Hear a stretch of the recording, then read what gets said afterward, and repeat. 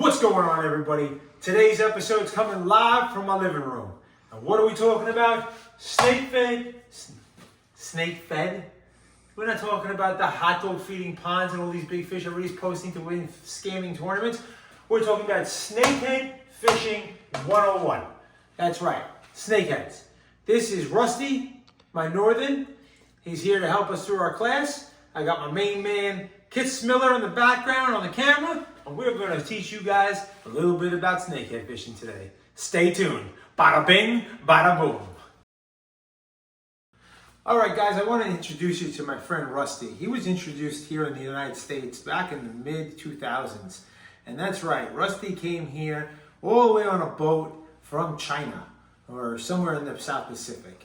And he was released by people that were not doing the right thing by their pets. And then the markets were letting the fish go and so forth. And you guys all know about that stuff. And that's what this video is here. But I wanted to introduce you to Rusty because he's very old. He's very, very soft. And he is here for our class today. So let's get right into it, guys. Rusty, you can have a seat over here. Guys, welcome to class, Snakehead Fishing 101.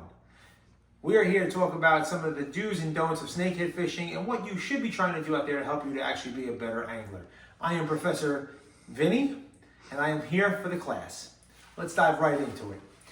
First thing I want to cover today is bank fishing for snakeheads. And we're primarily going to talk about bullseye snakehead fishing because we are here in Florida and that's what we need to talk about. So, we're going to get our trusty marker out, and trust me, I ain't no Picasso. So, we're going to make a bank, all right? We're going to make a bank here.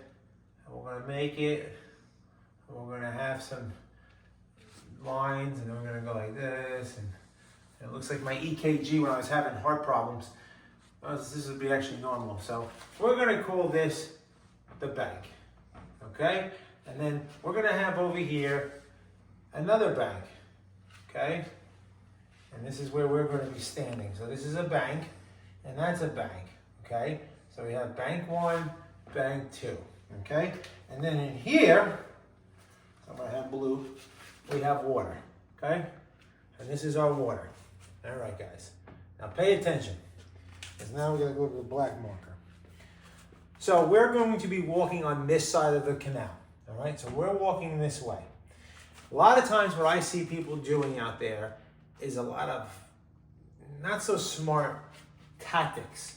Remember, guys, these fish will lay on the bank, and they're laying most of the time with their head up, okay? And what they're doing is they're waiting for that frog or that rabbit, lizard, squirrel, small child, whatever the governor of Delaware said that time, to fall into the water to ambush it. So as you're walking down the bank, and this is very important, okay? It's very, very simple and common sense strategic planning on what to do. As you're walking, okay, guys, you are going to want to cast ahead of you, okay? And covering all of that bank that you're walking perpendicular alongside of. Now, you also have this bank over on the other side. You're not going to neglect that bank, okay? So again, we're walking this way. Here we go, we're walking. Oh, I'm going to stop here, and I'm going to want to cast as far down the bank as I can. And I'm going to bring my line back along this bank, okay? Keeping a mental note, and this is what I do, and again, opinions are like rear ends, everybody's got one. And I'm utilizing mine here today for you guys. But I'm seriously going to walk down, and I'm going to keep a mental note of something on the bank of how far I casted. And that's going to be where I transition to after that cast. Now, I always take 2 casts down the bank. Why do I take 2 casts down the bank? What I have found is if they don't eat on the first cast, a lot of times as you're working your frog down, it will grab their attention. It's the second cast. As long as they don't come up and hit it the first cast, it's the second cast that's going to pop them. Now, it's a 90% on the first one. Always back it up with a second one. Do what you want. Waste your time. Not waste your time. I don't care. Again, I'm giving you my opinion. So from there, what you want to do, though, is as now we've casted this bank first, we're going to go across. So if this is what my bank looks like, and I have indentations going across it. Now we're only made it to this point, so it's very flat, but I started here. My first cast is going right here, okay? I'm gonna cast right on that little hump that's coming out. Because most of the time, the fish know, especially on some of these canals and even the ponds, if the wind's blowing, it's pushing water. So they're going to be looking for bait fish and the lizards, and everything for some reason likes to go into a corner. So that's where my first cast is going. Then I'm going to have flat bank here. I may fire off some casts here, but what I'm looking at are these little indentations here. This is where I'm focusing on all of this. This is very, very important to me. And we're going to even go one step further, and we're going to make a pipe right here. Okay, that's a pipe. The hole's a pipe. And we're going to definitely want to work around the pipe. Okay, I cast to the right side of the pipe always first as I'm walking up on it. I will try to put a cast as best as I can across the pipe. And then if I'm feeling froggy, get it? Froggy, throwing a frog, ha ha ha. I know, cheap Professor Vinny humor. I'll get down to this point and I will throw a cast directly into the pipe as long as there is a lot of water in that pipe. So, as we walk down, again, we're looking for all these indentations on the bank. I can't tell you how many times I bring somebody fishing with me and I watch them just cast blindly. And they're just casting, and it's like you're wasting a lot of casts. Now, I'm not saying there's not going to be fish laying on just a wide open bank. That's not true either. But if I'm going somewhere and I know that I want to cover time or I want to cover area and I have only a limited amount of time to do it, I am focusing on these key spots along that bank, and that's what I am doing. So we're going, again, to recap this part of the video, we're walking a bank. We are going to cast ahead of us 2 casts, bring it back, keep a mental note of how far those casts are going so we know how far not to walk. One little tip I'm going to tell you guys, I can't tell you how many times I have made it to that piece of shrub or brush or something, and as I walk up to it, I spook a fish. So do yourself a favor, 3 yards before you get to that spot, overlap the cast. Trust me, it'll pay off. And then we walk the canal and we're going to fish this bank. Now, we are talking about frog fishing here, okay? I want to go right back to this bank. If I was throwing a chatterbait or a spinnerbait, I would be doing the same thing parallel to this bank, and then I would be bringing long casts parallel. Let me get my marker. I would be casting not as tight, but I would be casting further on an angle out. You don't think it's much of a difference, but it does. And I would be taking a mental note of where I am allowed, how deep it is, and where my drop off is in the canal. So I'll usually start with a chatterbait, and I'll allow that chatterbait to sink, and I'll slow drag it off the bottom. And when I know my drop off is, then I know that I can work it off the bank, and I can let it drop, and I'll bring it in. Guys, chatterbaits, bladed jigs, spinnerbaits, buzzbaits. I'm not a buzzbait fan, but the spinnerbaits and the chatter, if you haven't used them for snakeheads, I'm telling you, you're missing out, okay? So this is a quick synopsis of bank fishing 101 for snakeheads. Christian is making some funny faces because I'm using big words. We're going to jump into chapter 2, which is going to cover open water fishing for snakeheads. All right, we're back. I appreciate you guys chiming in today. Be sure to hit that subscribe button, notification button, like button, do whatever you got to do. Follow me on Instagram, Southside Hunter, TikTok at Bada Bing, Bada Boom Fishing, and right here on this page because we have a great week of filming coming up and I'm really excited. Open water snakehead fishing. What is open water snakehead fishing? So what we're going to do is we're going to draw a pond. This is what I'm referring to as open water snakehead fishing. And over here in the corner of the pond will be a tube, and over here there may be a tube. That's a better tube. I don't really know what I drew here. Oh man. Okay. You ever go to the psychologist when you're younger and they show you pictures and everything looks like one particular thing, even though they show you 100 different images? That's what this is.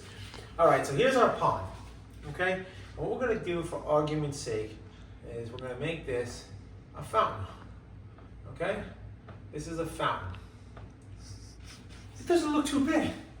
I'm actually impressed with my fountain, actually. Okay, so we're talking now open water fishing, okay? I don't really know why I needed to write that out because I've said it 3 times, but we did it. I feel like a real teacher here, guys. My teachers, if they're gonna watch this, are gonna be proud of me. Proud of me? Daddy, you're proud of me. Rusty, how are you feeling? Good. Again, guys, if you haven't met Rusty, this is Rusty. He has made it here from Indonesia, Thailand, China. I don't know where actually Rusty comes from. There's no tag on Rusty. But Rusty is with us. He's one of our prime students, and Rusty's going to help us when we talk about lure selection and presentation. So, which we're kind of talking about now, but what do you think, Rusty? I think that's very good, Vinny. All right. Hey, Rusty, do you know my famous slogan? Yes. Bada bing, bada boom! That's how a snakehead sounds. You guys hear bada bing, bada boom! Okay.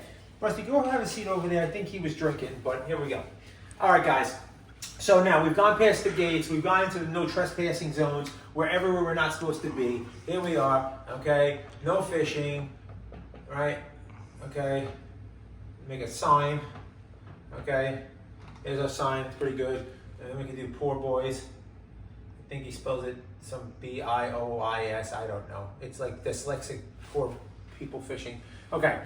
Here's our pond, guys. Open water fishing.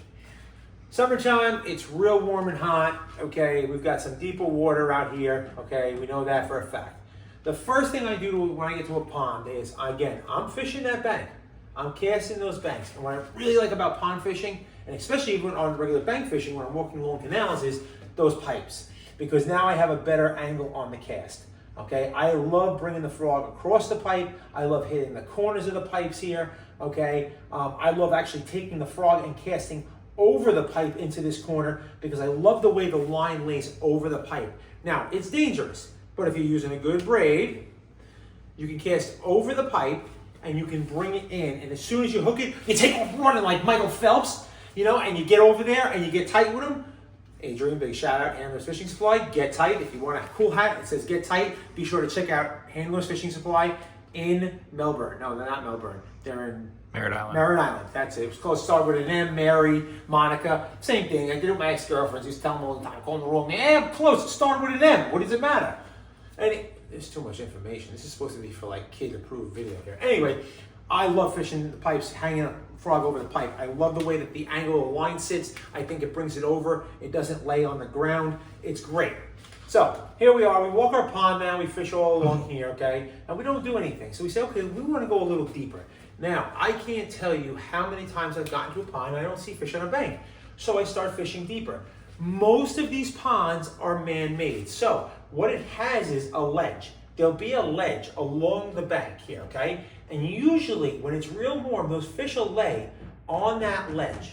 So again, I'm gonna cast out, I'm gonna let my bladed jig or chatter sink to the bottom, and I'm gonna start dragging it back in any direction I want when I'm out there.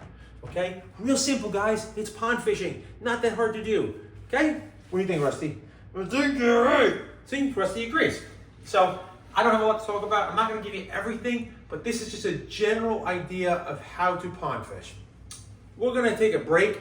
I'm going to get a drink of water. I have to check my emails from my students, and I got to get Rusty some more water because he's drying up real quick. So, we'll be right back, guys. All right, guys. Students. Let's try this again. All right, students, we're back to class. Here at Snakehead Fishing 101 with your professor, the bada bing, the bada boom, Professor Vinny. Big question I get all the time, guys, is rod and reel selection.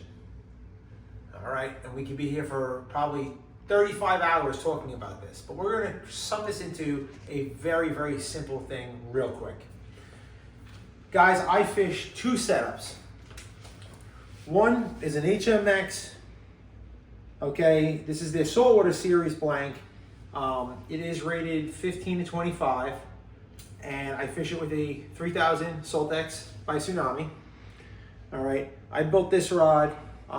This has been a lot of trial and error with rods. It has a tremendous amount of backbone, but it also has a very nice tip to it. It is rated as a heavy rod. But the tip, there's a lot of play in the tip. So when I'm working a frog, okay, I can get a lot of bounce out of it. Bounce, baby, out the door. I don't want to catch you anymore. That's bad juju right there. But anyway, so this is my go-to setup these days. Now, most of my setups that I do have as carry as backups are all very similar. You know, 15 to 25 pound rating, medium heavy to heavy action, 3000 size reel, 3500 size reel. I would even go to a 4000 at times if needed, but this one balances out really well on this rod. I fish personally 40 pound braid, Okay, I fish four strand, 40-pound braid because I feel, first of all, that the 4-strand is more abrasive resistant. I feel that it's stronger, whereas the 8-strand I don't believe really has a true place in snakehead fishing due to all the cover we're fishing. Does it cast as far? Not necessarily, but it works just fine, and that's all I use. Again, 40-pound is what my go-to on my spinning rods. I do have a couple reels spooled up with even a little bit lighter when I'm fishing some smaller areas, where I'm using smaller profile frogs, but this is my go-to. 40-pound braid, 7.5-foot rod, that's my preferred length. Although I will tell you, I am going to build myself something a little under 7 foot for fishing some smaller areas and pitching into pipes and stuff. But that would be my go-to. What am I doing with this rod? Well, just like a golfer has a bunch of clubs, a fisherman always has a bunch of rods. And I primarily throw my frogs with this rod, or I'll throw that's really it. I'm only using my spinning rod for frogs, okay? Unless, we're throwing hot dogs, that's a joke. But go look at one of our old videos. We did go hot dog fishing, and that was a disaster. But this is my frog rod. And now most guys are like, well, why would you use a bait caster for frog fishing? I personally feel that I'm able to give a better presentation and work a frog better with a spinning rod. Again, that's my opinion. I can throw a bait caster. I've used my bait caster plenty of times for throwing frogs, but I go to a spinning rod. Now, if I'm throwing a bladed jig, a swim jig, a creature bait, a spinner bait, a buzz bait, I'm going to my bait caster. I forgot that this was still on here. So this is going to be a video coming soon. We're going to just ignore that for now. Don't worry about this. You saw a little clip up there in the shorts. Gonna get eaten. But this is my go-to. This rod actually was built before I went back to building rods. Good friend of mine, Evan. Big shout out to High Tide Custom Rods. He did an amazing job. I've had this rod for a few seasons now. It's paired up with a Bates Goat 150 in purple. But this is my go-to rod for all of your bladed jigs, spinner baits, creature jigs. If I'm fishing, they need some heavy cover, bouncing the bottom. This is it. So again, personally, I feel that if you're throwing a bladed jig, you're throwing a spinner bait, the bait caster is absolutely the way to go. I personally find when I'm frogging on a bank, when I go to set the hook, I end up dropping the rod. I end up losing fish somehow, and I don't know why. And I don't miss them when I'm using a jig of some sort, or I'm using the rod, the bait casting setup for what I intended to. So that's just, again, my opinion and what works for me. So if I know that I'm going to be fishing in some conditions, like I'm going to be fishing this week, as we have a great week coming, I'm super excited, guys. We have a big event at Bones on Saturday, but more importantly, well, that's really important because that's going to all the kids, and that really makes me happy. Like, I almost want to tear up a little bit because I'm all about the kids fishing, and that's really what this has all been about. Saturday, October 11th is that event, by the way. Bones Bait and Tackle, Margate, Florida. And all those proceeds are going to 2 great local charities for children. And be sure to stop by. We've got some huge people coming in. We've got Bear from American Snakehead. We've got Eddie from High Octane. Warren from Tailored Lures. We've got Gator. We've got, who else is coming? Gravity Tackle, Gabe. We've got donations from all different people. I'm not mentioning everybody. We've got, Angel coming from Acor. We have Kenneth coming from South Florida Bullseye.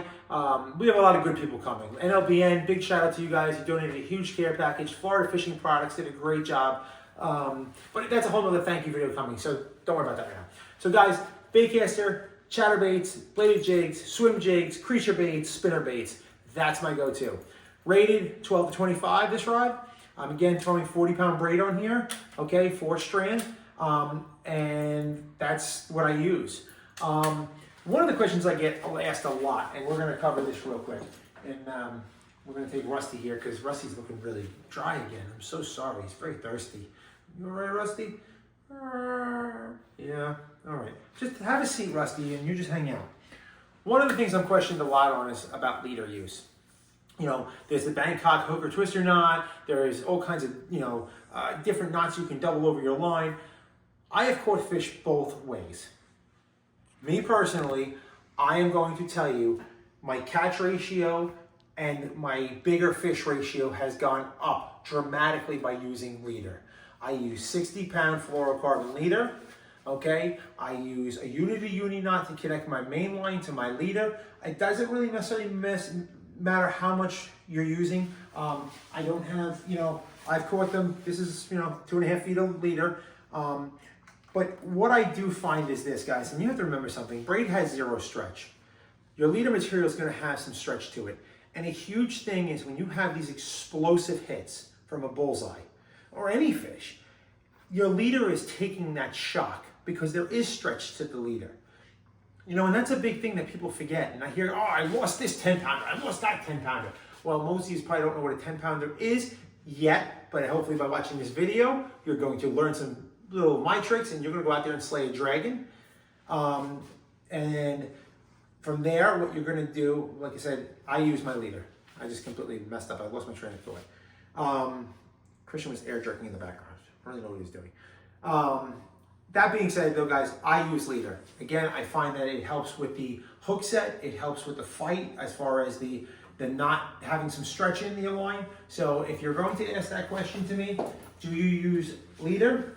Yes, I 100% use leader. I feel it is absolutely necessary, and that's my opinion, okay? So we're gonna jump right into what I carry in my bag when I am going to walk one of these long canals.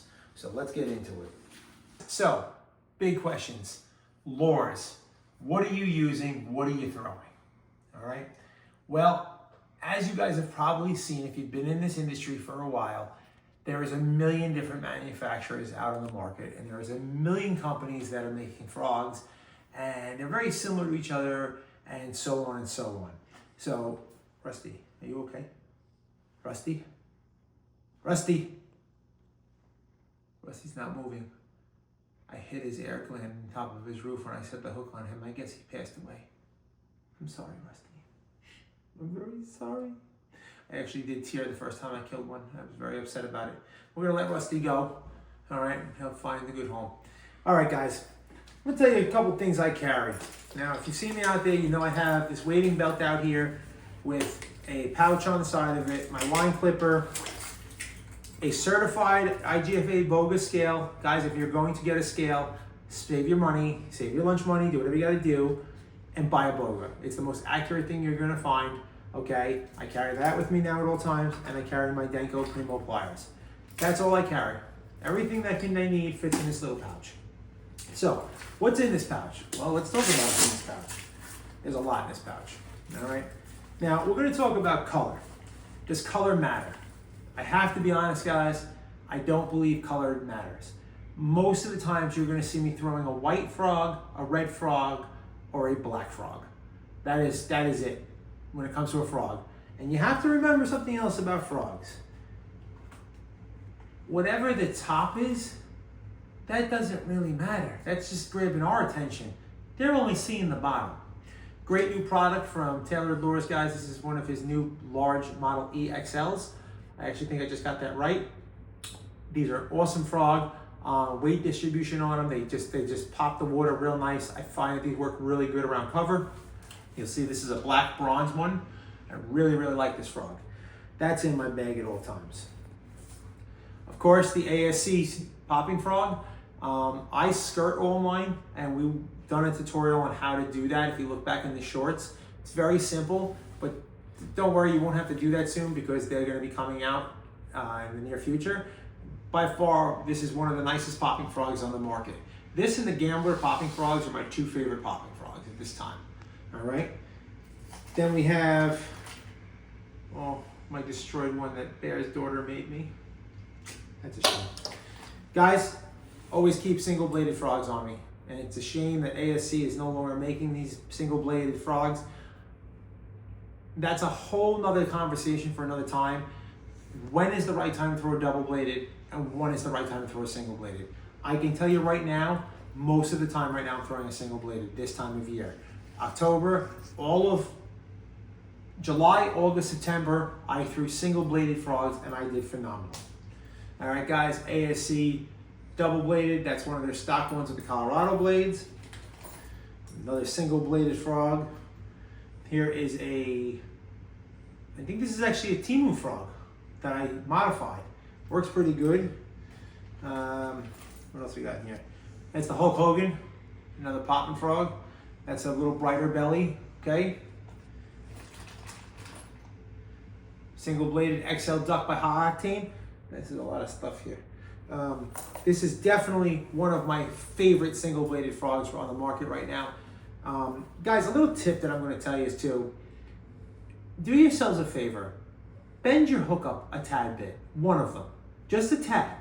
If you're missing fish, just tweak your hook. Take your pliers, okay? You take the back side of your pliers, you put it on the shank of the hook, and you just bend it up a little bit. That's all you do. Just bend it a tad bit up. Don't wrench on it because you're gonna break the hook. Just a little bit, and you're doing that just for that extra. So when it bites down, you just get that little bit of extra grab. My luck, I'm gonna end up hooking my lip on the camera, and part 2 of this video will be in the emergency room here in Daytona. So that's one of my favorite frogs, okay? Guys, if you have not fished a yellow duck yet, you have no idea what you're missing, okay? So get on highoctane.com. Don't even worry about what it does. Either get on highoctane.com, order your yellow duck, or go to Bones Bait and Tackle if you're in South Florida and get yourself some ducks. Or stop at the event this week and get yourself some ducks. This is probably by far the best, this year was probably the best producing bait that has hit the market. So, and if you don't believe me, just ask your friends. And if they don't know, they're living on Fortnite. I dropped all my frogs. All right, well, all right. So we have that yellow ducky. All right, what else we got in this bag of tricks? I always carry 2 yellow duckies. Okay. Oh, what a shock! We have a black double-bladed XL ducky. This is, again, a lure that I modify and I design myself. So that's always in there. Another single-bladed snake frog. Another single-bladed snake frog. Another, this is a Timulu double. And this is by far my favorite. The absolutely in the XL duck, the black single-bladed XL duck, doing numbers on the fish this year. There's a lot of stuff in here, buddy. Another black duck. Guys, don't sleep on red lures, especially first thing in the morning or in overcast conditions. That, I will tell you, for some reason, the red seems to stand out real well. They see the silhouette and it works great. Another awesome lure by Tailored Lures. This is, I don't even know what this is. I'm calling this the cane toad. It's a big bait. It actually inspired me to make my bait that is going to be released this Saturday. All right, the Little Richard. All right, as you can see, it's about the same size, maybe a little bit bigger. Single blade in the back, and it just gives off a big wake. It's a big presence, and those big fish really do like it. All right, another XL duck. Guys, another cool bait that we're going to be starting to throw is the Arapaimas. I just came out with these. I have a skirted version, but I was playing today and I made myself a single blade. So we're going to go try this out actually in a little bit and see how it looks in the water. Don't forget, you want to get yourself a Richard. All right. Carry spool leader material in there. And what a shock, another single bladed black duck. Christian, would you mind zooming in? Not on my feed finder, but on what I have on the floor. Guys, if you see what's going on here, there's a tremendous amount of dark colored ducks, and there's a dark colored frog, lures, whatever. There's a reason for that. Dark colors work great, day or night. So make sure if you don't have dark colors in your bag or your tackle box or whatever you're fishing, to start getting them. All right, so that's my recommendation, guys. We talked about color and style. There's many different styles on frogs. As you can see, there's no real generic frogs in there. The closest thing I have to a generic frog is the popping frog that I skirted. Guys, one of the things I do want to quickly talk about. Oh, Professor, did you drop your markers? Oi! That's my hair. Cool. All right. Speed. I can't tell you how many times I am with somebody and I watch them burn a frog down a bank like they're tuna fishing. And I'm like, what are you doing? Guys, the water is 90 degrees this time of year. High 80s. Slow down. They don't want to exert energy, okay? Slow. Winter time, you can actually speed it up, as crazy as it sounds. And this, we'll get into this even though I didn't want to. We're gonna talk about this. And I don't have any of my snack dogs that I modify with the Colorado blades, but we only have the ducks. What I have found over the last 2 years is that a single bladed duck this time of year in the hotter months works a lot better than a double bladed. Reason I think, my opinion again, is that this gives off so much commotion and these fish are being so pressured that this is more subtle. And as you're reeling this at a straight retrieve with a little pop, and I'm just keeping contact, it's just coming down the bank very subtle. And every once in a while when you give it that twitch, it pops, and I think that's the trigger. Whereas this, as these blades are clacking together and you're twitching the rod, it's just all kinds of commotion, which kind of contradicts itself because the duck, the blades slap each other the whole time. I don't know. Guys, I'm just finding that the single blades working a lot better for me right now than the double blades are, but in the winter time, when the water's cooler, the double blades working a lot better. So we're gonna keep playing with it. As a professor, I will do my diligent work, and my hypothesis will be released before the winter months on what I will find will happen. All right, guys. The last thing that I always make sure that I have in my bag are my bladed jigs, aka chatterbaits, aka spinnerbaits, aka whatever you want to call these things. So I always keep an empty pack of Rapala freeloaders because inside of it, I will keep some baits, some of my bladed jigs. And a lot of the bladed jigs I carry these days, most of them, are high octane custom baits. All right, Eddie does a phenomenal job on these baits. Absolutely wonderful bladed jig. Okay, if you haven't checked them out, be sure to. Guys, they very durable hook. It's a 4X hook on them. It's not like a Z-Man where you have to worry about bending them out. All right, it's a great product. It's a great product, and he will make you custom colors. If you have a color idea, he will make it. All right. As you can see, I have a lot of jigs. Again, he makes them in all different colors. I'm trying to show you the newest thing I just got. Oh, this, we have, I'm so excited about this because two great people, Bear from American Snakehead and Warren from Taylor Lures are both dropped, well, Bear's dropping this Saturday at the event, the new bladed jig, and I will show you that in a minute. But this is Taylor Lures' brand new bladed jig, and it is proven to be amazing. And I want, bring the camera in here. There's a rattle built into the blade, okay? There's an actual rattle. And I don't know if you can hear this. I hope you can. But there is a loud rattle chamber in the blade. And when this is working, you can hear it from outside of the water. All right, I have done amazing on this thing. I've caught clowns on it. I've caught snakeheads on it. I've caught largemouth on it. I've caught, that's it. But I've only had it for a couple weeks. And it's the only one I have, so I've been kind of skittish where I throw it. But it is a great bait. I know a couple of guys, we got them in at Bones, and they're loving these baits. So be sure to check out Taylor Lures' new bladed jig. Now guys, as you all know, it's no secret, American Snakehead Customs is releasing their brand new bladed jig, the Apex jig, this weekend down in South Florida, okay?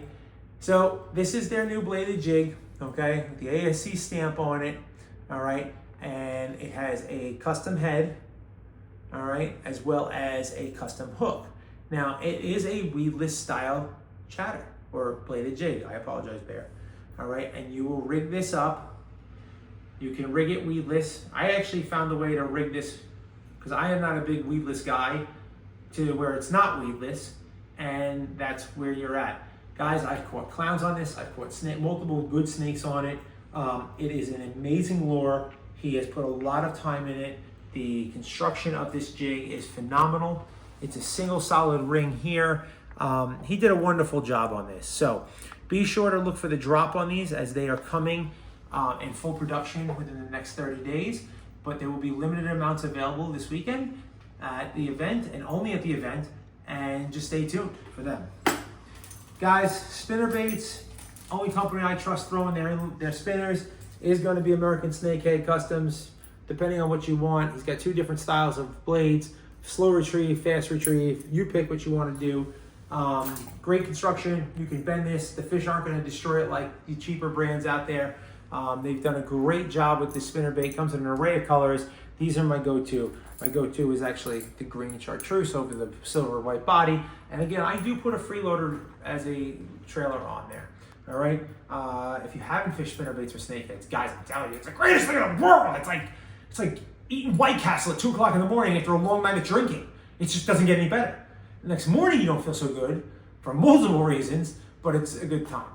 Although I've only been drunk twice or 3 times in my life. First time I got naked and got on a mechanic, never mind. So be sure to check out the spinnerbaits from American Snakehead Customs. All right, guys, that's all I can tell you. If you have any questions, don't be afraid to ask me in the comments. Send me a message. I'm not one of these guys that's not going to respond. I'm here to help. The more I can educate and the more that I can help you guys out and the more that you're having fun, the more I'm having fun. I've proven what I need to do. I've proven to myself what I have caught. I know what I've done. I want to be able to help other people. And that's what I enjoy about this. I know this is probably boring. I hope that you found a quiet place laying in the sun doing something to watch this. Again, subscribe, like the channel. Bada bing, bada boom.